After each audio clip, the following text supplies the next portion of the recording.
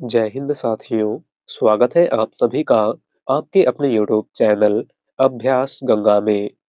आज की क्लास में हम हिंदी साहित्य के महत्वपूर्ण प्रश्नों का रिवीजन करेंगे, जो हिंदी की सभी प्रतियोगी परीक्षाओं के लिए महत्वपूर्ण है। तो चलिए क्लास को शुरू करते हैं। क्लास को शुरू करने से पहले यदि आप लोग चैनल पर नए हैं तो चैनल को सब्सक्राइब करके बेल आइकन को प्रेस कर लीजिएगा, जिससे हमारे आने वाले वीडियो के नोटिफिकेशन सबसे पहले आप तक पहुंचे। आज का हमारा पहला प्रश्न है, भाषा संवर्धनी सभा के संस्थापक थे। भाषा संवर्धनी सभा के संस्थापक इनमें से कौन थे? सही उत्तर है ऑप्शन सी, बाबू तोताराम। भाषा संवर्धनी सभा के संस्थापक इनमें से कौन थे? तो बाबू तोताराम। भाषा संवर्धनी सभा की अगर हम बात करें तो भाषा संवर्धनी सभा की स्थापना 1877 ईस्वी में अलीगढ़ में हुई थी और इसके संस्थापक बाबू तोताराम थे। खड़ी बोली का पहला प्रयोग किसके द्वारा किया गया? सही उत्तर है ऑप्शन बी, लल्लू लाल। खड़ी बोली का पहला प्रयोग इनमें से किसने किया था? तो लल्लू लाल ने। और किस रचना में किया था? तो प्रेम सागर में। जयशंकर प्रसाद द्वारा रचित गीत नाट्य है। सही उत्तर है ऑप्शन सी, करुणालय। जयशंकर प्रसाद द्वारा रचित गीत नाट्य इनमें से कौन सा है? तो वह है करुणालय। और करुणालय 1912 में प्रकाशित हिंदी का प्रथम गीत नाट्य है। आपको याद रखना है, मुंशी धनपत राय को प्रेमचंद नाम से सुशोभित करने वाले व्यक्ति का नाम है। सही उत्तर है ऑप्शन ए, मुंशी दयानारायण। मुंशी धनपत राय को प्रेमचंद नाम इनमें से किसने दिया था? तो मुंशी दयानारायण निगम ने। हिंदी में जासूसी व तिलस्मी उपन्यासों का श्री गणेश करने का श्रेय किसको प्राप्त है? सही उत्तर होगा ऑप्शन सी, देवकी नंदन खत्री। हिंदी में जासूसी व तिलस्मी उपन्यासों का श्री गणेश करने का श्रेय इनमें से किसको प्राप्त है? तो देवकी नंदन खत्री को। पांडे वेचन शर्मा उग्र को किसने घासलेटी साहित्यकार कहा था? सही उत्तर है ऑप्शन ए, बनारसीदास चतुर्वेदी। पांडे वेचन शर्मा उग्र को इनमें से किसने घासलेटी साहित्यकार कहा था? तो बनारसीदास चतुर्वेदी ने। निम्न में से कौन सी रचना ऐसी है जो भारत पाकिस्तान विभाजन से संबंधित है? सही उत्तर है ऑप्शन डी, ए सभी। इनमें से कौन सी रचना ऐसी है जो भारत पाकिस्तान विभाजन पर आधारित है? तो उपर्युक्त सभी। बात करें आधा गांव की, तो आधा गांव उपन्यास के लेखक राही मासूम रजा हैं। कितने पाकिस्तान उपन्यास के लेखक कमलेश्वर हैं और तमस उपन्यास के लेखक भीष्म साहनी हैं। वैशाली की नगरवधू किसकी रचना है?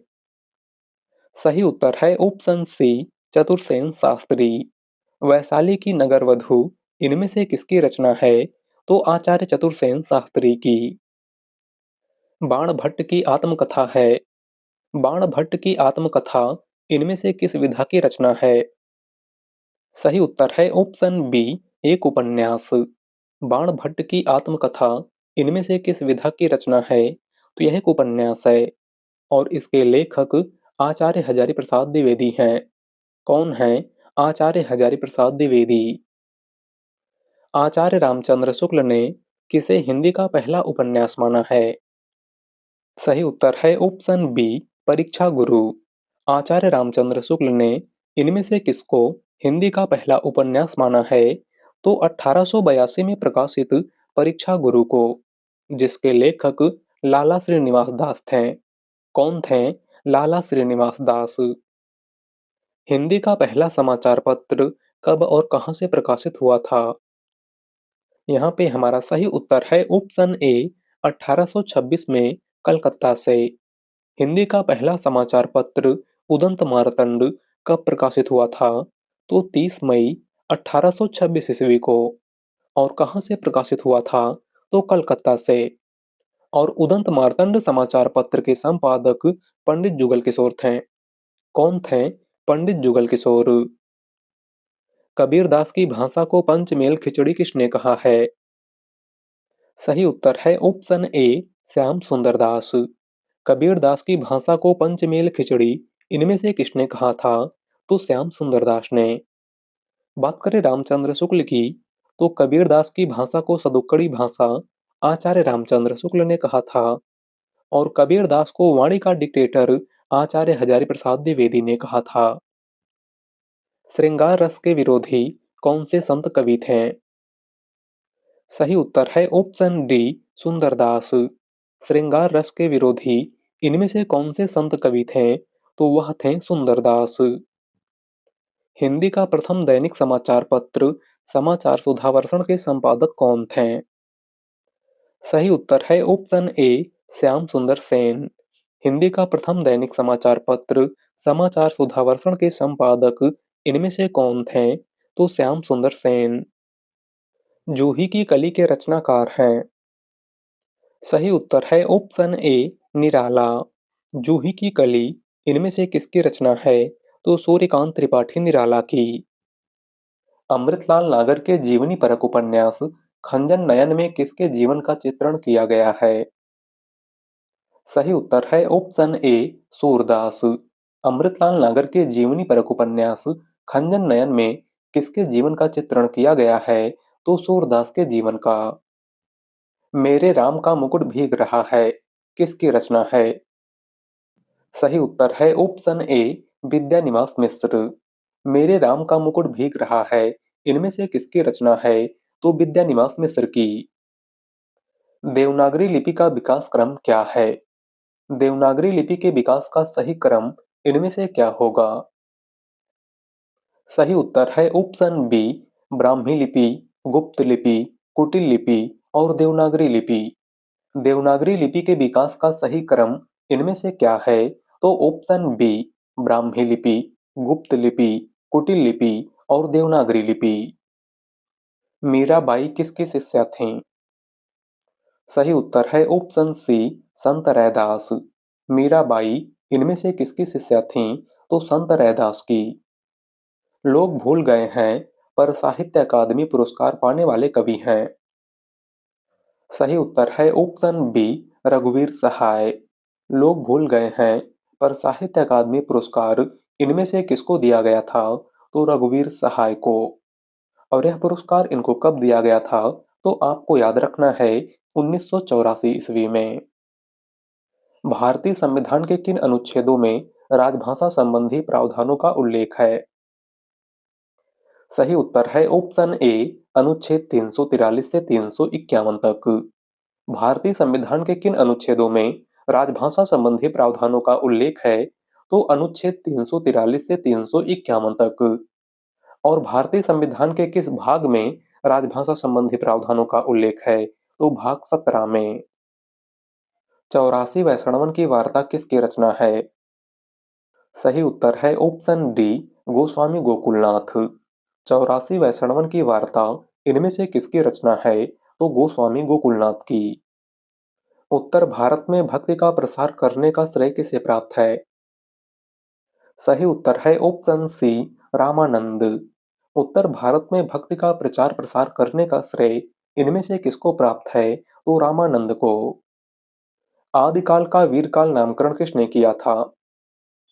सही उत्तर है ऑप्शन सी, विश्वनाथ प्रसाद मिश्र। आदिकाल को वीरकाल इनमें से किसने कहा था? तो विश्वनाथ प्रसाद मिश्र ने।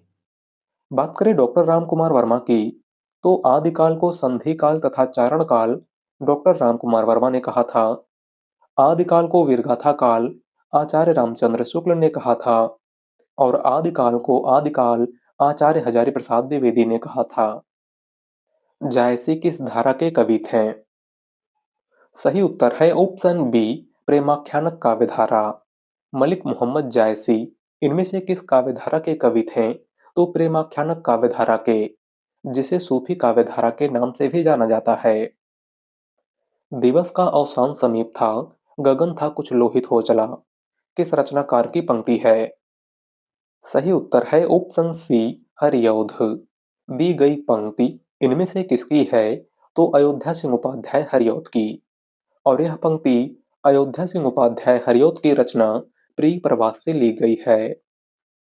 मैं नीर भरी दुख की बदली, यह पंक्ति किसकी है? सही उत्तर है ऑप्शन ए, महादेवी वर्मा। दी गई पंक्ति इनमें से किसकी है? तो महादेवी वर्मा की। हिंदी की कितनी उपभाषाएं हैं? सही उत्तर है ऑप्शन डी 5। हिंदी की कुल कितनी उपभाषाएं हैं? तो 5। कौन-कौन सी? तो आपको याद रखना है पश्चिमी हिंदी, पूर्वी हिंदी, बिहारी हिंदी, राजस्थानी हिंदी और पहाड़ी हिंदी। तुलसीदास चंदन घिसें किसकी रचना है? सही उत्तर है ऑप्शन बी हरिशंकर परसाई। तुलसीदास चंदन घिसें इनमें से किसकी रचना है? तो हरिशंकर परसाई की।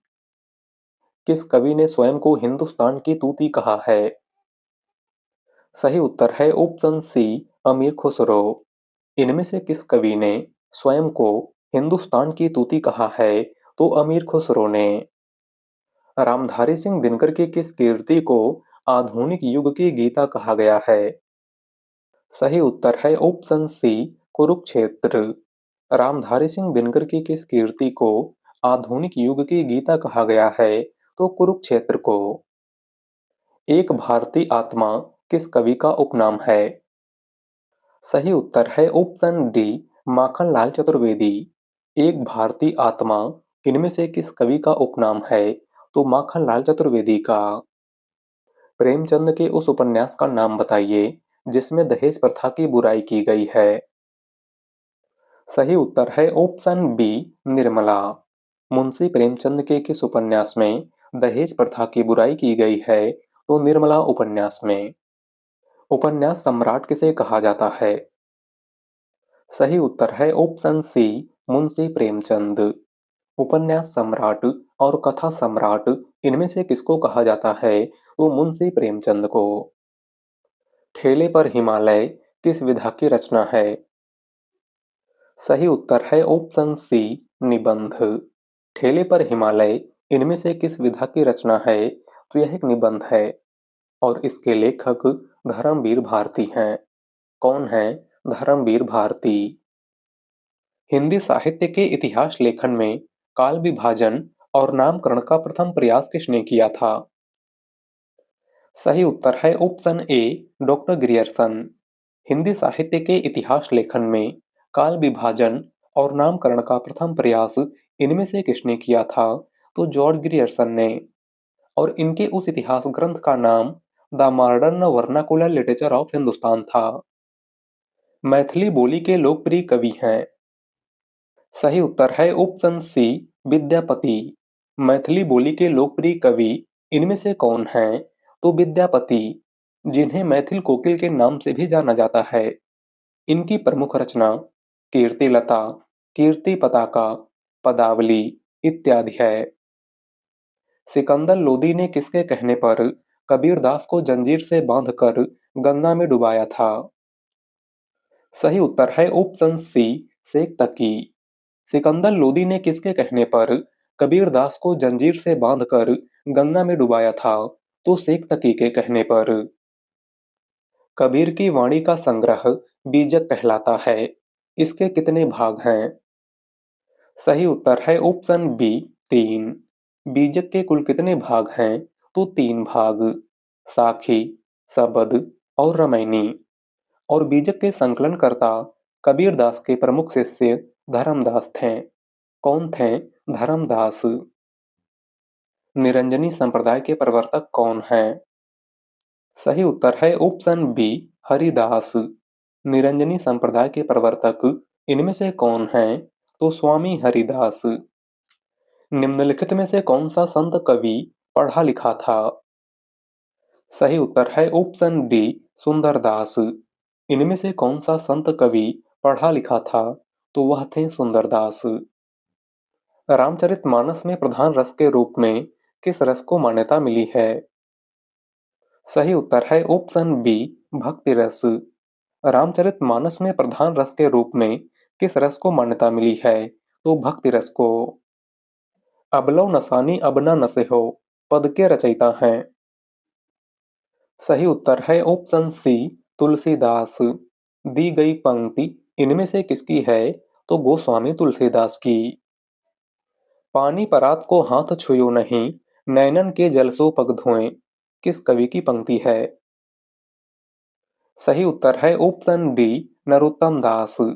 दी गई पंक्ति इनमें से किसकी है? तो नरोत्तम दास की। निम्नलिखित में से किसने पुष्टि मार्ग की स्थापना की थी?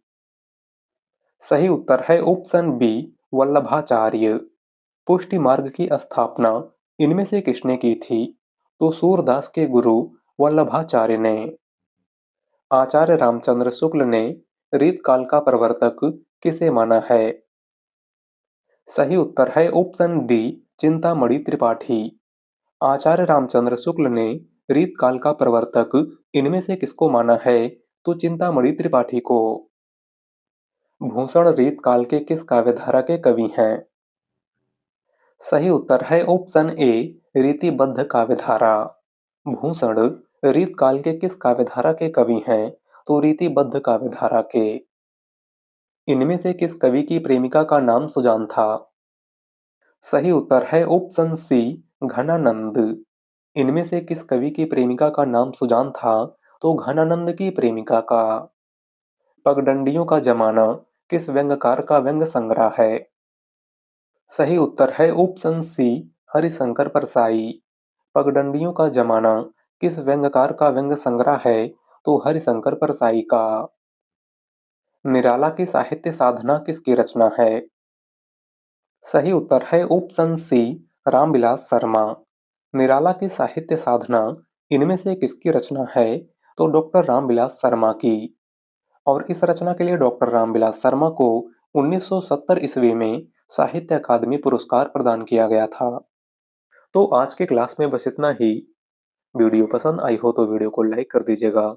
चैनल पर नए हैं तो चैनल को सब्सक्राइब कर लीजिएगा। मिलते हैं अगली वीडियो में। धन्यवाद।